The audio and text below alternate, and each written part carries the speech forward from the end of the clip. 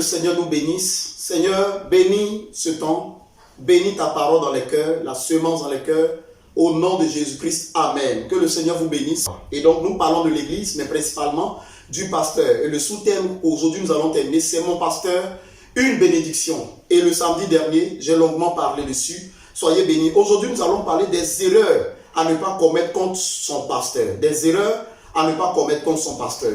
Psaume chapitre 105, le verset 15. Ne touchez pas à mes oins et ne faites pas de mal à mes prophètes. Voici une parole que vous avez entendue. La Bible dit, c'est un ordre, c'est un impératif. Jésus dit, je vous interdis de toucher à mes pasteurs. Pour paraphraser, je vous interdis de toucher à mes pasteurs. Entendez par pasteur celui que Dieu a établi, qu'il soit prophète, apôtre, évangéliste, docteur ou pasteur. Pasteur, c'est une personne établie par Dieu pour diriger un peuple. Dieu dit, je vous donne un impératif, je vous interdis de toucher à ceux que j'ai oint, c'est-à-dire au pasteur. Quelles sont les erreurs à ne jamais commettre avec un pasteur?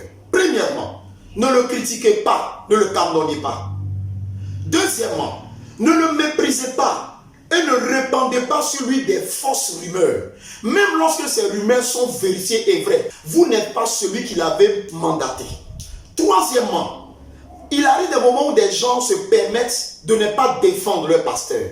Le pasteur est celui qui vous défend devant Dieu. Vous avez le droit de le défendre devant les autres. Il y a des pasteurs, des personnes qui ont abandonné leur pasteur quand ils traversaient des moments difficiles ou face à certaines critiques. Ne le faites pas. Vous pouvez attirer contre vous des choses qui ne sont pas bonnes.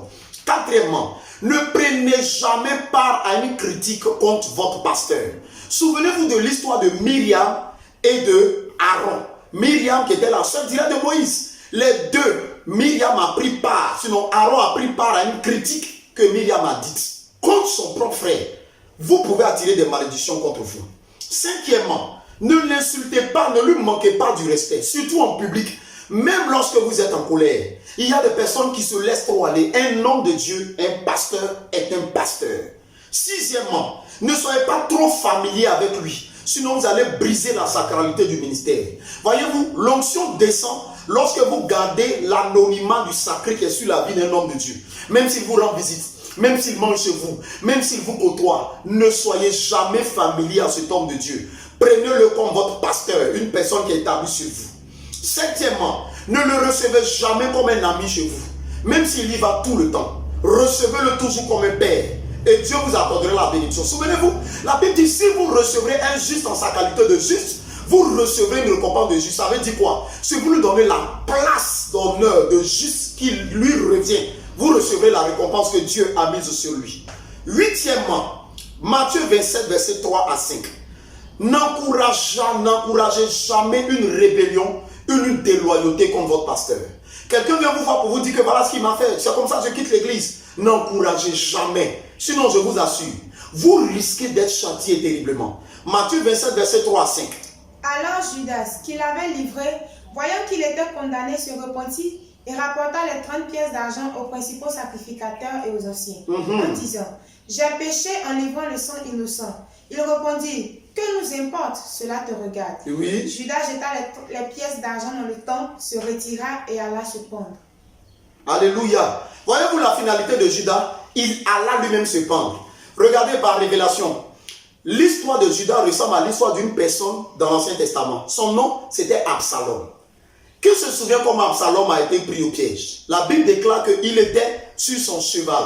Il avait trahi son père. Et quand il partit, la Bible dit qu'il fut accroché à deux branches. Son cou fut accroché à deux branches. Ça ne vous fait pas penser à quelque chose? La même chose. Judas s'est pendu.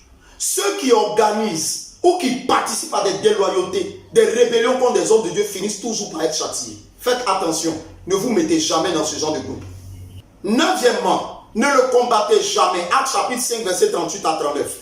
Ne combattez jamais un pasteur.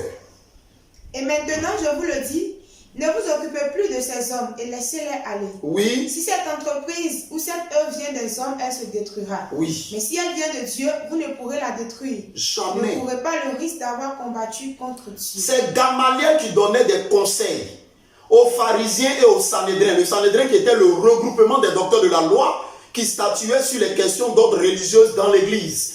et sur les histoires de discipline parmi les Juifs, la Bible dit qu'ils ont attaqué Paul. Ils ont commencé à le mépriser. Et Gamaliel leur dit, si ce qu'il fait là, Dieu est dedans, ça va tenir. Mais si ce n'est pas, Dieu n'est pas dedans, ça ne tiendra pas. Mais faites attention, peut-être que pendant que vous le combattez, Dieu est avec lui. Si vous le combattez, c'est Dieu que vous combattrez. Mes frères, ne jugez pas un pasteur. Qu'il soit bon ou mauvais, laissez-le. Si ce qu'il fait de Dieu, il tiendra. Si ce qu'il fait n'est pas de Dieu, tout le monde verra dans le temps. Mais attention, vous allez le combattre. Et si un matin, vous vous rendrez compte qu'il est de Dieu, c'est comme si vous aurez combattu celui qui l'a établi. Faites attention. Alléluia. Dixièmement, ne le laissez jamais seul. Parce qu'un loin de Dieu, un pasteur ne vous a jamais laissé seul quand vous étiez dans les problèmes. Onzièmement, ne le jugez pas sur la base de rumeurs ou des propos malfaisants de ceux que vous entendez du dehors. Un père ne s'expose pas. Même si votre père biologique est alcoolique, vous n'irez pas dire à l'école, mon père est alcoolique. Vous direz, je suis fier de mon père. Soyez fier de votre pasteur. Douzièmement, ne l'exposez pas au monde, mais défendez-le. Parce que Hébreux chapitre 13, verset 17 dit, obéissez à vos conducteurs, ayez pour eux du respect parce qu'ils veillent sur vos âmes. Treizièmement, ne le laissez jamais à vide, ni à sec. N'attendez pas d'avoir une cérémonie pour célébrer votre pasteur. Parce que la bénédiction qui descend sur lui va arriver à votre niveau. La bénédiction que vous aurez dépend en grande partie de ce qu'il possède, de ce qu'il a. C'est ce qu'on appelle le principe de l'onction. La Bible dit qu'il est beau, qu'il est doux et il est agréable pour des frères de demeurer ensemble.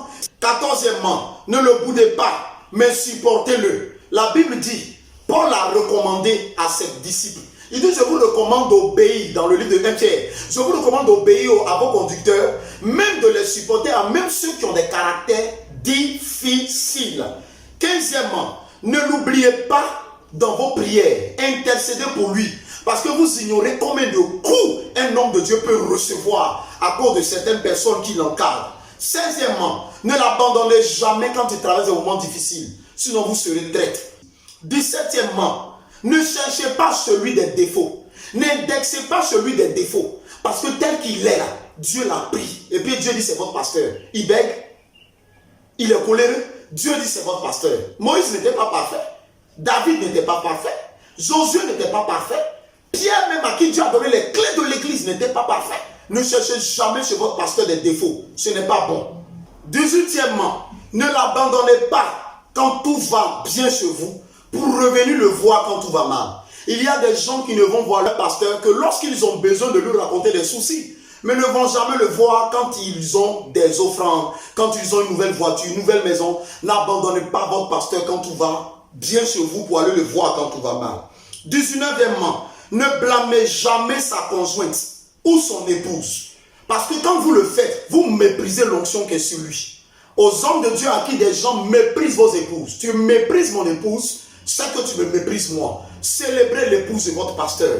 Et enfin, 20e, ne l'ignorez pas lorsque vous êtes en public. Aimez l'honorer en public. Il y a des personnes qui s'amusent à honorer, à prendre leur pasteur en public comme étant un ami qu'ils voient tous les jours. Faites attention. Je vais m'arrêter là. La bénédiction que vous recevez dépend de votre capacité à vous soumettre et à honorer loin de Dieu que Dieu a établi sur vous. Si vous avez un pasteur, vous êtes béni. Si vous n'en avez pas, cherchez-en un. Que Dieu bénisse tous les pasteurs. Que Dieu bénisse toutes les personnes qui honorent les pasteurs. Et que Dieu bénisse son église. Que Dieu nous donne la gloire au nom